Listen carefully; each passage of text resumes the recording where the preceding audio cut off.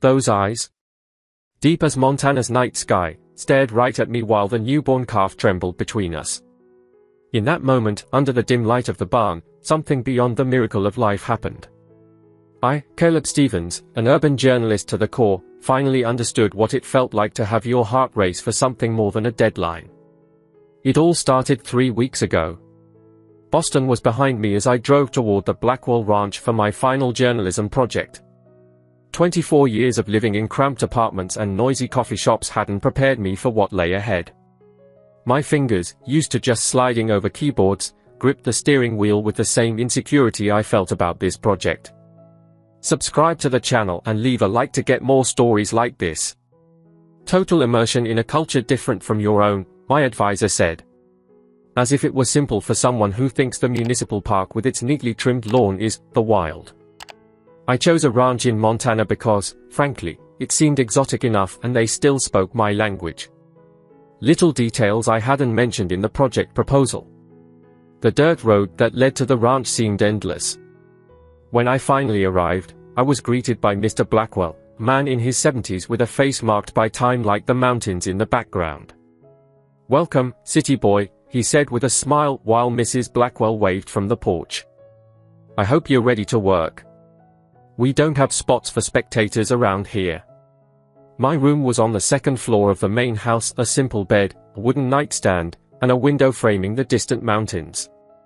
The smell of firewood and something unmistakably rural seeped into every corner of the place. That first night, the absolute silence kept me awake. No honks, no sirens, just the occasional distant moo and the wind whispering secrets to the trees.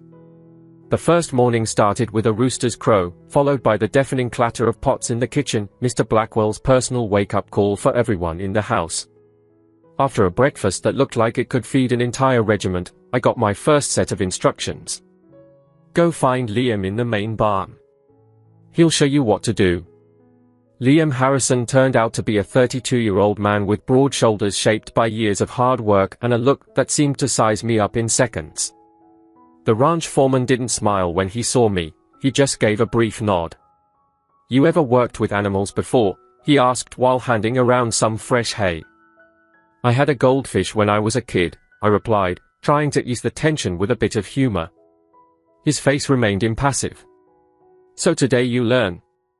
Grab that shovel and start cleaning over there." He pointed at a pile that, unfortunately, was exactly what I feared.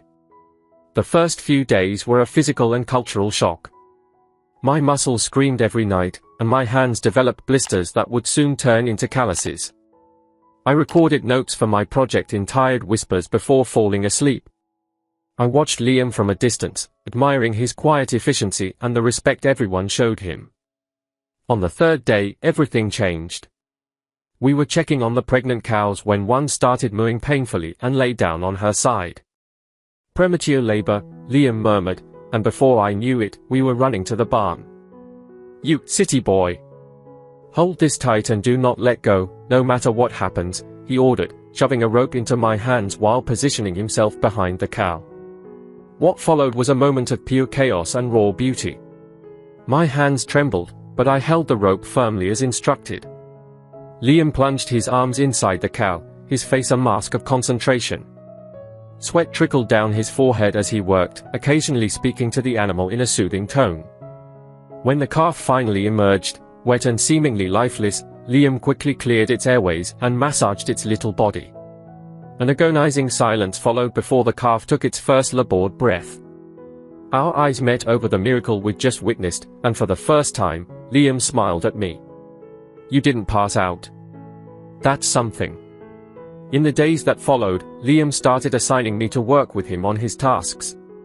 Urban apprentice and rural master, we roamed the ranch checking fences, monitoring the cattle, and watching the clouds for signs of a weather change. During lunches under an old oak, we slowly began sharing our stories. The wind started howling outside the main house as we had dinner. Mr. Blackwell looked worriedly out the window, watching the first snowflakes dance furiously under the porch light. "It's going to be worse than expected," he commented. "That storm came sooner than usual." Liam nodded, wiping his mouth with a napkin. "We've got 3 cows that might give birth tonight." I'll have to stay in the carving barn. That's when Mr. Blackwell turned to me. Caleb, you're with Liam. 2 sets of hands will be needed if they all decide to carve during the storm. I noticed a brief flash of surprise in Liam's eyes, quickly replaced by his usual neutral expression. He just nodded and got up from the table. Grab some warm clothes and an extra change. It might be a long night, he instructed before leaving to get ready. 20 minutes later, we were crossing the snowy yard toward the barn, battling against the biting wind. The contrast between the sharp cold outside and the cozy warmth of the barn was immediate. The familiar smell of hay and animals welcomed me as we closed the heavy wooden door behind us. 3 cows occupied separate stalls, their huge bellies moving occasionally with the calves shifting inside them. Liam fired up a wood heater in the center of the barn and hung a lantern on a nearby hook. We need to take turns checking on them every half hour, he explained, settling onto a wooden bench. Otherwise, we'll just have to wait. I sat next to him, aware of the small space between us. The barn was quiet except for the occasional soft moo, the crackling of the heater's fire, and the wind howling outside. It was as if the world had shrunk to just this space, this little island of warmth surrounded by the raging storm. How did you end up here? I finally asked, breaking the silence. Were you always a countryman? Liam looked down at his calloused, strong hands. I was born on a smaller ranch in Wyoming. My dad actually expected me to go to college. That revelation surprised me. And why didn't you? I got into Colorado State for veterinary studies, he replied, a small smile tugging at his lips. But after my dad died during my senior year of high school, I realized I loved the day-to-day work with animals way more than studying about them in books. Then he looked at me, his eyes reflecting the golden light of the lantern. And you? Did you always want to be a journalist? The conversation flowed with surprising ease. I talked about my single mom who worked 2 jobs to keep me in school, about how my high school English teacher saw potential in my writing and encouraged me to pursue journalism. Liam, in turn, shared stories about his first horse, about learning the ranch's secrets with his dad, and about how he'd found peace in a lifestyle that many would consider lonely. With each story, the space between us on the bench shrank imperceptibly. Our shoulders now brushed lightly when we laughed, and I noticed how his scent, a mix of leather, simple soap, and something unmistakably masculine, began to affect me in unexpected ways. Every half hour, one of us got up to check on the cows. Around midnight, during one of those checks, Liam called me urgently. This one is starting. It's going to be rough. Rushing to the indicated stall, I saw the cow lying on her side, breathing heavily. Liam had already taken off his jacket and was rolling up his sleeves. I'm going to need your full help. The calf is in a bad position. What followed was an hour of intense work. Following his precise instructions, I helped stabilize the cow while Liam tried to reposition the calf for birth. His arms were covered in blood up to the elbows, his face set in an expression of absolute determination. He muttered soothing words to the cow, switching between direct commands for me. Hold tighter here. That. Now press when I say so. When the calf finally emerged, a dark-coated male, it wasn't breathing. Liam immediately cleared its airways and began massaging its chest. Instinctively, I knelt beside him and helped dry the little animal with clean straw. Come on, little one, Liam whispered. Your mother worked so hard for you. As if in response to his words, the calf shuddered and let out a deep sigh, its eyes opening to the world for the first time. The cow mooed softly, trying to turn around to see her calf. Liam and I looked at each other, a smile of pure relief and joy lighting up the usually serious man's face. Without thinking, I put my hand on his, still resting on the newborn calf. You saved it, I said, my voice strangely husky. His eyes fixed on mine with an intensity that made my breath catch. For a moment, time seemed to freeze. Then, gently, he turned his hand upward, interlocking his fingers with mine. We saved it, he corrected softly in a deep voice. We helped the calf make its way to its mother for its first feeding, our bodies moving in harmony as if we'd worked together for years, not just days. When we finished, we washed our arms with warm water kept near the heater. Back at the bench, we sat closer than before. The silence between us had changed, now filled with something unspoken yet tangible. "I never thought a guy from Boston would learn so fast," Liam finally commented, his gaze fixed on the heater's flames. "And I never imagined someone like you could be so patient with me," I replied, aware of the warmth of his arm against mine. He turned to look at me, the firelight casting shadows that accentuated the strong angles of his face. "What do you mean by someone like you?" "Someone so complete in himself," I explained, searching for the right words. "You seem like you don't need anything or anyone. You know your place in the world." Liam lowered his gaze to our hands, now resting just inches apart on the bench. Slowly, as if afraid I might pull away, he reached out and touched mine. "That doesn't mean I don't miss certain things," he murmured, his voice nearly lost in the wind outside. My heart raced. With a courage I didn't know I possessed, I turned my hand and interlocked my fingers with his, feeling the rough calluses against my softer skin. "What things?" I asked, barely recognizing my own voice. His eyes met mine again, and what I saw in them, desire, fear, hope, mirrored exactly the whirlwind inside me. Instead of answering with words, he raised his free hand and, with a gentleness surprising for someone so strong, touched my face. Time seemed to expand and contract at the same time. We were perfectly still, yet I felt as though we were free-falling. I don't know whether he leaned in first or I did, it's a mystery. Our lips met hesitantly at first, a light touch that sent shivers down my spine. We pulled apart for a second, our eyes open as we both processed what had just happened. Then, with a low groan that seemed to come from deep inside his soul, Liam pulled me closer, his hand now firm on the back of my neck. The second kiss was anything but hesitant. It was hunger and recognition, like finding something you never knew you were looking for. His lips, surprisingly soft against mine, moved with an urgency that made my whole body respond. My hands found his chest, feeling the rapid heartbeat under the rough fabric of his shirt. The move from one of the other cows brought us back to reality. We pulled away, panting, still holding onto each other as if we feared this moment might dissolve if we let go. "We should check on them," Liam whispered, his forehead against mine. "Yeah," I agreed, though neither of us moved for several seconds. After confirming that the cow was just settling and not in active labor, we returned to our bench. The dynamic between us had completely shifted. We sat side by side, our legs touching, my head eventually resting on his shoulder as we continued talking quietly. "When did you notice?"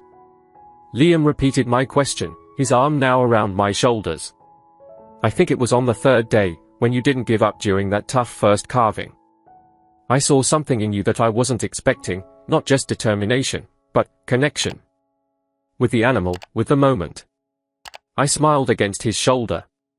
"For me it was when you talked about the stars that night on the porch.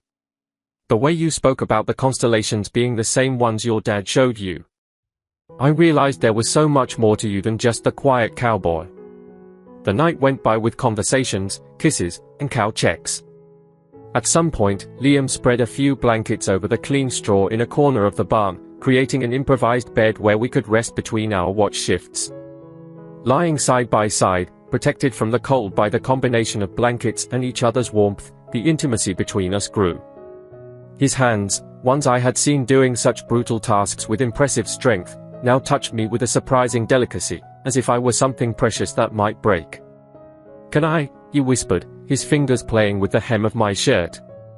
I answered by raising my arms, letting him remove the fabric.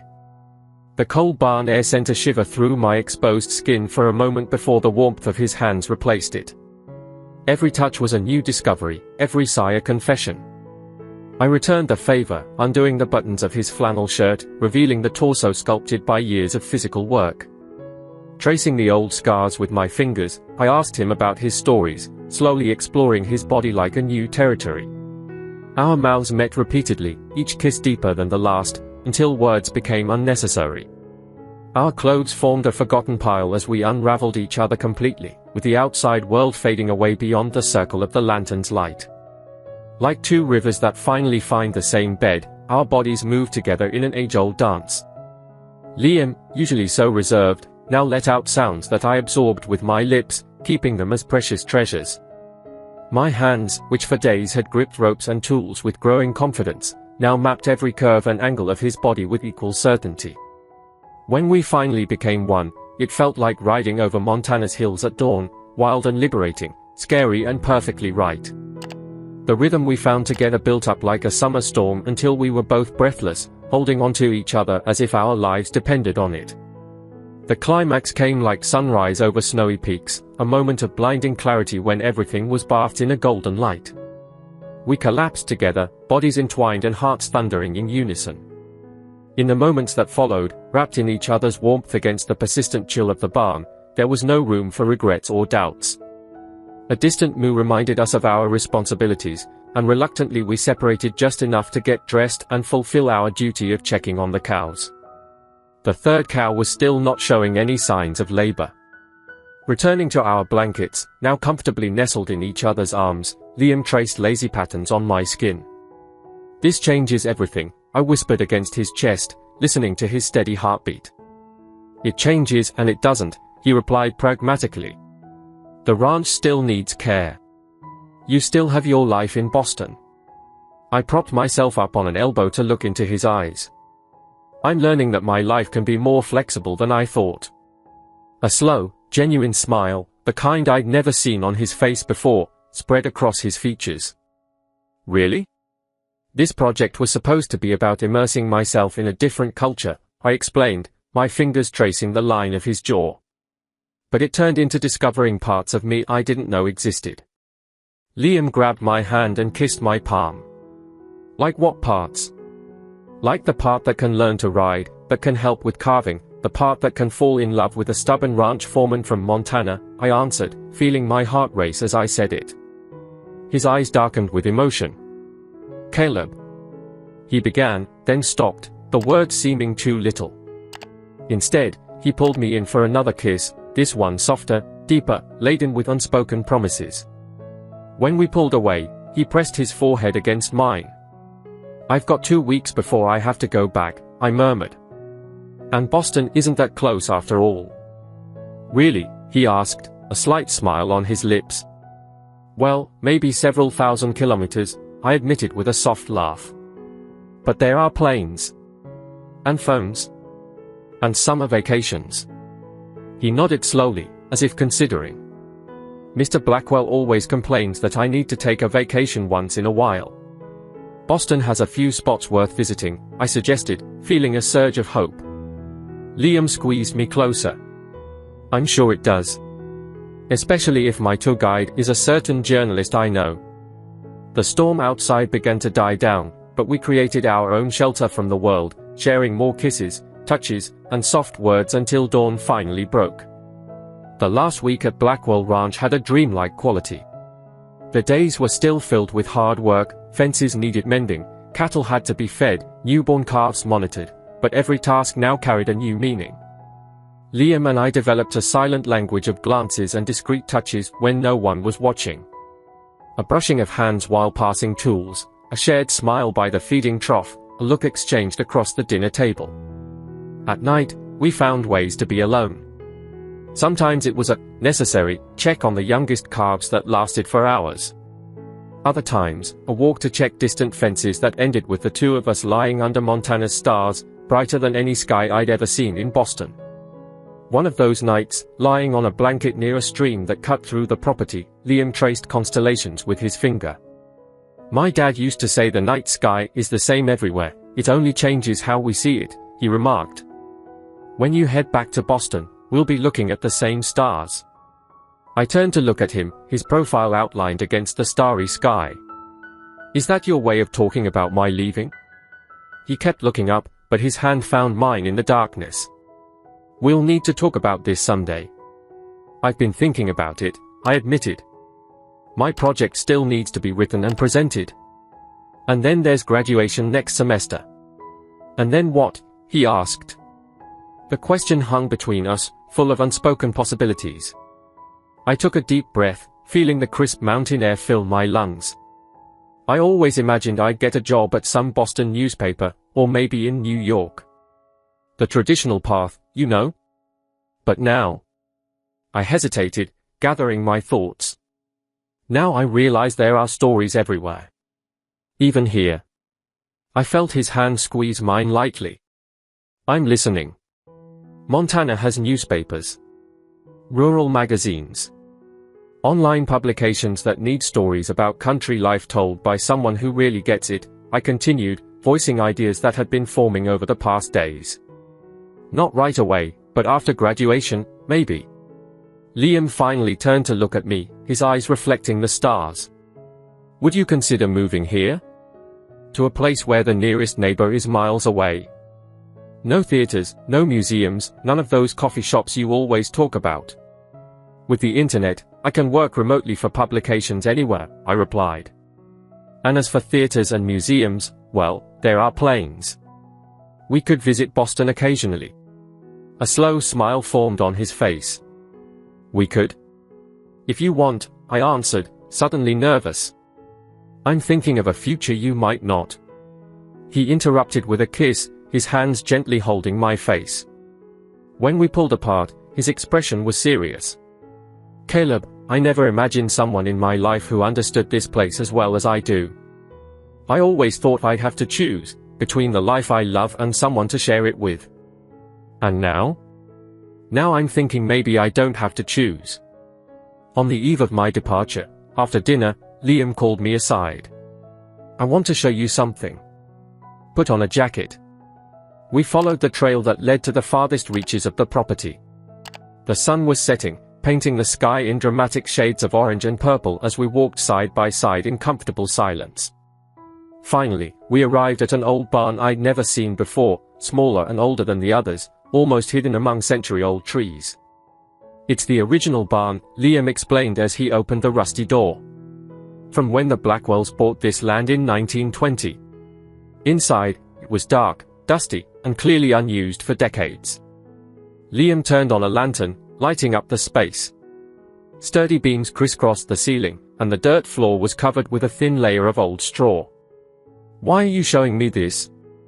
I asked as he led me toward the back of the barn. In response, Liam directed the beam of light toward one of the main beams.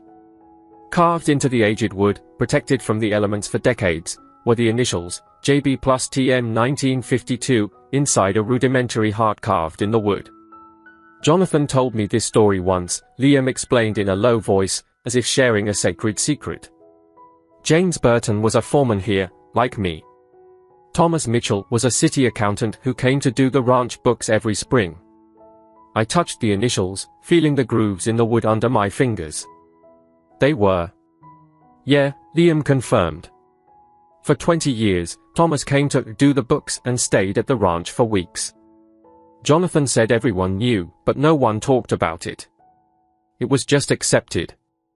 What happened to them? I asked, feeling an inexplicable connection to these men from decades past. James died here on the ranch in the 70s. Thomas attended the funeral, already an old man. Jonathan said he approached the coffin, placed an old ledger next to James, and said something that no one else heard. Liam paused, visibly swallowing. He died 6 months later. We stayed silent, contemplating the story of these two men who found love in a time and place where it seemed impossible. Why are you showing me this now? I finally asked. Liam turned off the lantern and, in the twilight of the barn lit only by the last slivers of daylight streaming through the cracks, took my hands in his. Because I want you to know we weren't the first. That people have found ways to make it work, even when it seemed impossible. And because... He hesitated, gathering the right words, because if someday you decide this place can be your home too, there'll be a story we belong to. The next morning, we loaded my car in silence. Mr. and Mrs. Blackwell came out to say goodbye. She handed me a basket with food for the trip. He shook my hand firmly. You surprised all of us, city boy, Mr. Blackwell commented. Liam says you have potential. High praise coming from him, I replied, exchanging a look with Liam, who stayed slightly aside. The ranch needs fresh blood once in a while, the old man continued with an enigmatic smile. And we always have work for someone who knows how to tell a story. When the Blackwells returned to the house, Liam and I finally found ourselves alone by my loaded car. "I'm not good with goodbyes," he admitted, his voice a bit rougher than usual. "Then let's not say goodbye," I replied, stepping closer. "Montana isn't as far from Boston as I thought." 3,000 kilometers, he corrected with a slight smile. "Details." I shrugged, trying to keep it light despite the weight in my chest. "I've got your number. You've got mine. There's FaceTime, and Thanksgiving break is just around the corner. And then your graduation," he added, his eyes locked on mine. "And then?" "And then we'll see," I concluded, touching his face. "One day at a time, right? Isn't that how you countrymen deal with things?" He nodded slowly, covering my hand with his. "One day at a time." We hugged one last time, a hug that said more than any words ever could. I felt his heart beating against mine, memorized the scent of his skin, the strength of his arms. "I'm going to miss you," he whispered against my hair. "Me too," I replied, stepping back just enough to look into his eyes. "But this isn't goodbye." With one final kiss, I got into the car and started the engine. Looking in the rearview mirror as I drove away, I saw Liam standing, unmoving against the mountain horizon, a solitary figure now, but no longer isolated. The road ahead wound through Montana's spectacular landscape. I thought about how I came to the ranch just looking for a story to tell and was leaving with a lived story, one that kept unfolding. My hands on the steering wheel still showed the calluses from the work, physical marks of the transformation I'd undergone in just 3 weeks. My phone rang with a message.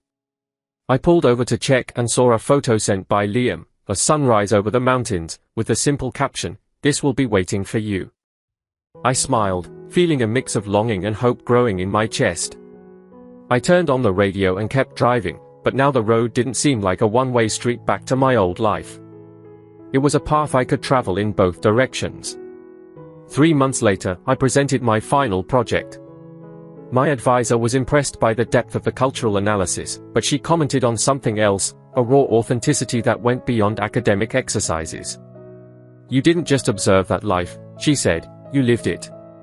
She had no idea how true those words were. The week after graduation, I boarded a plane with 2 large suitcases. Liam was waiting for me at the small Montana airport, leaning back in his truck, his hat tilted over his eyes to shield them from the sun. When he saw me, that rare smile I'd come to cherish spread across his face. "Welcome back, city boy," he said, giving me a tight hug.